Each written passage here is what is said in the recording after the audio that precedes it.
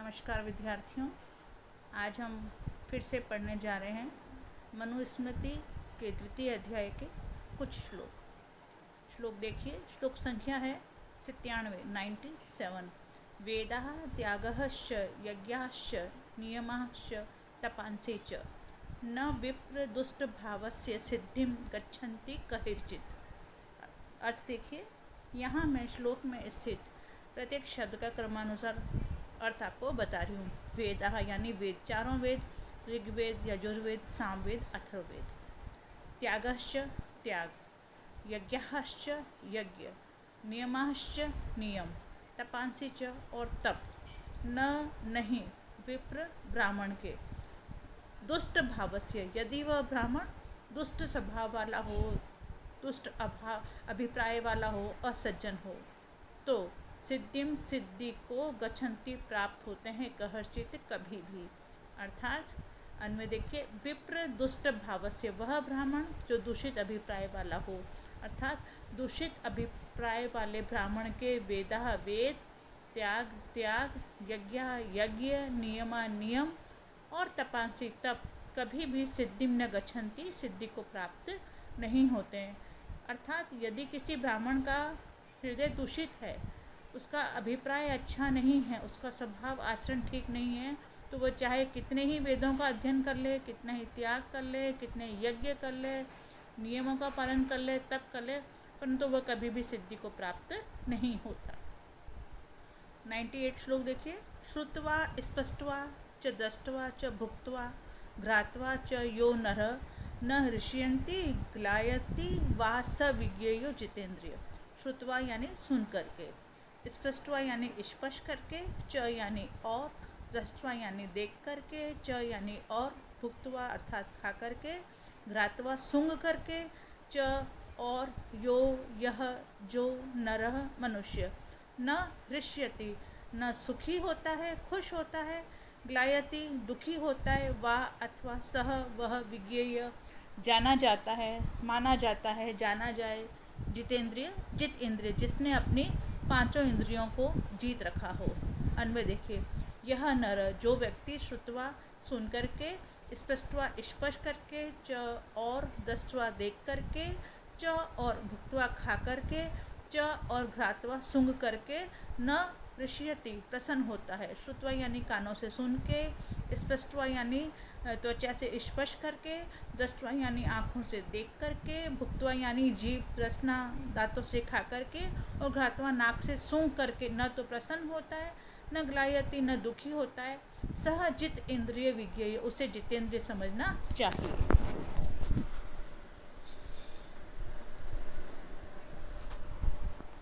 श्लोक नंबर, इसी के साथ 98 वाला श्लोक खत्म होता है। अब मैं आपको समझा रही हूँ 99। इंद्रियाणाम, इंद्रियाँ कौन कौन सी इंद्रियाँ हैं? पांचों, आँख, नाक, कान, त्वचा और जीभ।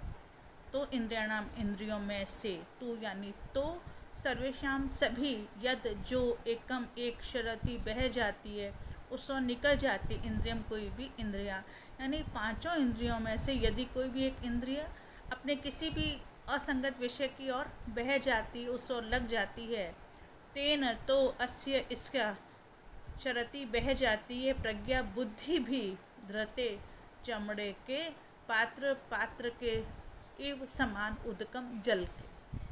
अर्थ देखिए, तू किंतु सर्वेशाम सभी, इंद्रियाणाम इंद्रियों में से, यदि एकम इंद्रियम शरति यदि कोई एक इंद्रिय भी अपने किसी असंगत विषय की ओर बह जाती है, जो चीज़ देखने योग्य नहीं है उसे यदि कोई व्यक्ति देखता है, सूंघने योग्य नहीं है, स्पर्श करने योग्य नहीं है, इस प्रकार से अगर हमारी इंद्रियां किसी असंगत विषय की ओर बह जाती है, तो मनु कहते हैं तो अस्य इस मनुष्य की प्रज्ञा बुद्धि भी कैसे, धृते पात्रात् चमड़े के पात्र से, उदकम जल के समान बह जाती है। श्लोक नंबर 100 देखिए।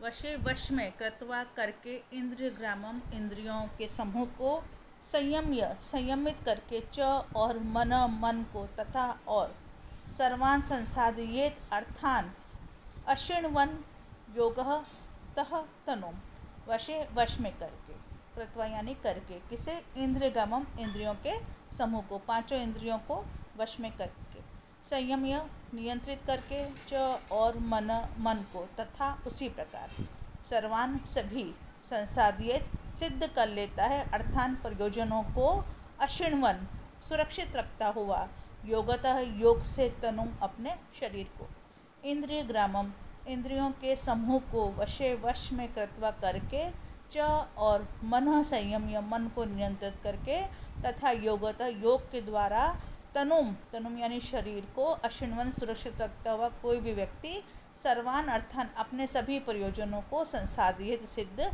कर लेता है।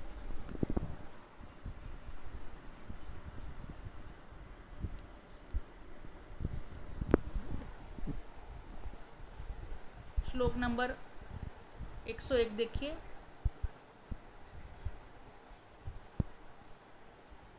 पूर्वां संध्यां जपन तिष्ठेत सावित्रीम अर्क दर्शनात्, पश्चिमां तु समासीनः सम्यक ऋक्ष विभावनात्। पूर्वां प्रातःकालीन, सुबह उठ के जो पूजा पाठ की जाती है, ऋषि मुनि जो सुबह उठ के पूजा पाठ करते थे उसे संध्या का नाम दिया जाता था। यहाँ पे संध्या का तात्पर्य हमारे यहाँ पे सूर्यास्त के समय होने वाली शाम से नहीं है, तो विद्यार्थी कृपया इसको ढंग से सुने। पूर्वाम प्रातःकालीन, संध्याम संध्या के समय, जपन जप करता हुआ, तिष्ठेत बैठा रहे, सावित्रीम सावित्री का, आ यानी आ हमारे यहाँ पे संस्कृत में आशैशवात, आ बालकात, आ विवाहात, मतलब बालकपन से लेकर विवाह से लेकर या विवाह तक, या जब तक बालक था तब तक। तो यहाँ पे हमारे लिए शब्द है अर्क दर्शनात्, अर्क यानी सूर्य के, दर्शनात् दर्शन,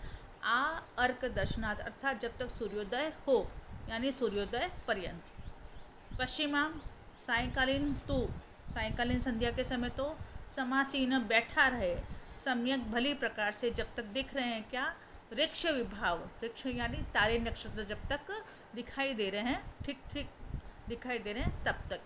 अन्वय देखिए। पूर्वाम प्रातःकालीन, संध्याम संध्या के समय, आ अर्क दर्शनात् सूर्योदय हो तब तक, किंतु पश्चिमाम शाम के समय या सायंकालीन संध्याम संध्या में, ऋक्ष विभावनात् जब तक तारे चमक रहे, ढंग से तारे चमकने लग जाए, नक्षत्र दिखने लग जाए, तब तक समासीन बैठा हुआ, सावित्रीम सावित्री का, समासीन बैठा हुआ, सावित्रीम सावित्री मंत्र का, जपन तिष्ठित जप का आचरण करे, जप का पालन करे। यानी कि प्रातःकालीन संध्या में सूर्योदय पर्यंत खड़े होकर जप करें, और सायं के समय में जब तक तारे ठीक से दिखाई दे रहे तब तक बैठ करके जप करें।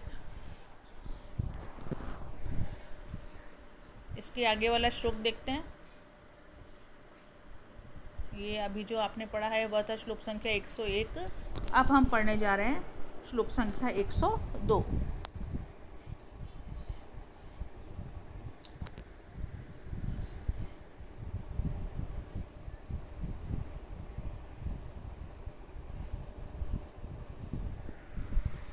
श्लोक संख्या 102 देखिए। पूर्वां संध्यां जपन तिष्ठेत नैशनम एनः व्यापोहति, पश्चिमां तु समासीनो मलम हंति दिवाकृतम। प्रातःकालीन संध्या का और सायंकालीन संध्या में क्या फ़र्क है देखिए, या इन दोनों से क्या प्राप्त होता है। पूर्वां प्रातःकालीन, संध्यां संध्या में, जपन तिष्ठेत जप करते हुए, नैशम स्थित होने पर, एनः पापों को, नैशम यानी रात्रिकालीन अगर कोई पाप किया हो तो उसके एनः पापों का व्युत्पत्ति नाश हो जाता है।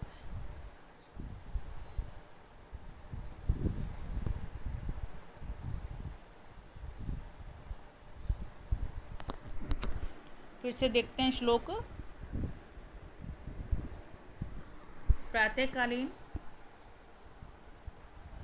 पूर्वां प्रातःकालीन संध्याम संध्या में, जपन तिष्ठेत करता हुआ, नैशम रात्रिकालीन एनः पापों का व्युत्पत्ति नाश हो जाता है। यदि कोई ब्राह्मण प्रातःकालीन संध्या में जप करता हुआ स्थित रहे तो रात्रिकालीन पापों का नाश हो जाता है। और पश्चिमाम तो वो जब शाम के समय संध्याकालीन जब वो जप करता है समासीनों बैठा हुआ, तो मल को दोषों को हंती नष्ट कर देता है अपने सारे दिवा कृतम, दिवा यानी दिन में कृतम किए गए।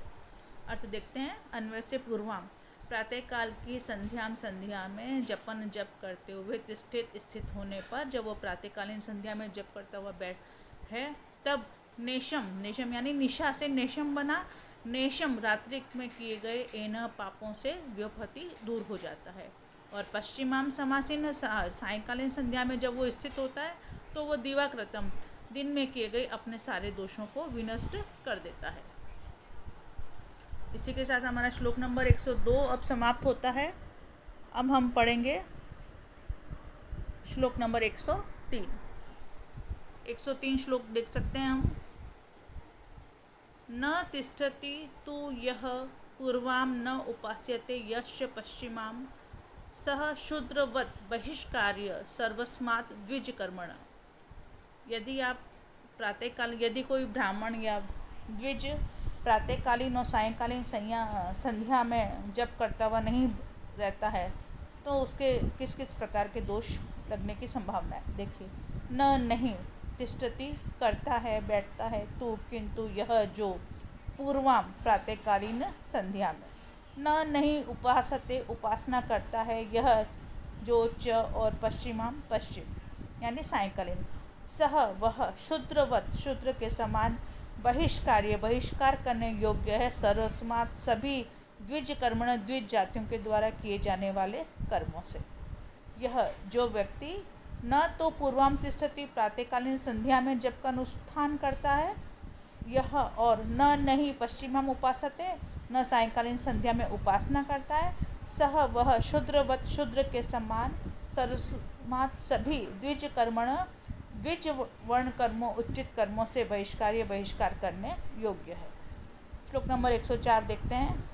अपाम समीपे नियतो नित्य एकम विधिम आस्थित, सावित्रम अपि अधियति गत्वा अरण्यम समाहित। अपाम जल के, समीपे समीप, नियतः स्थित होकर, नैत्यकम नित्य कर्मों को, विधिम आस्थित विधि पूर्वक करता हुआ, सावित्रीम अपि सावित्री मंत्र का भी अध्ययन करे, जाप करे, चिंतन करे, मनन करे, गत्वा जाकर के, अरण्यम वन में, समाहित एकाग्रचित होकर।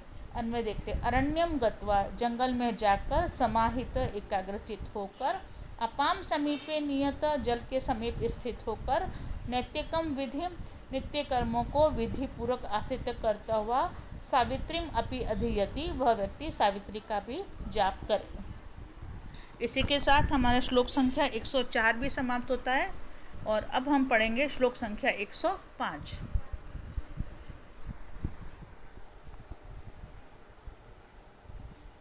वेदो उपकरणे च एव स्वाध्याय च एव नैत्यके, न अनुरोधो अस्ति अन अध्याय होम मंत्रेषु च एव ही। वेदों उपकरणे, वेदों के उपकरण, वेदांग कौन कौन से हैं? शिक्षा, कल्प, व्याकरण, निरुक्त, छंद और ज्योतिष, ये 6 वेदों के अंग है। च और एव ही, स्वाध्याय, स्वाध्याय च और एव ही, नैत्य के यानी कि नित्य कर्म।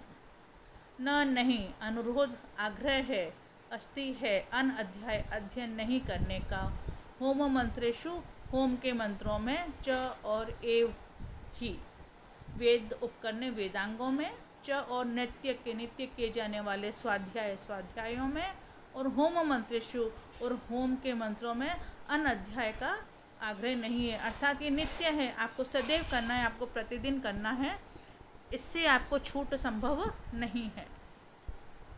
इसी के साथ हमारी यह कक्षा समाप्त होती है।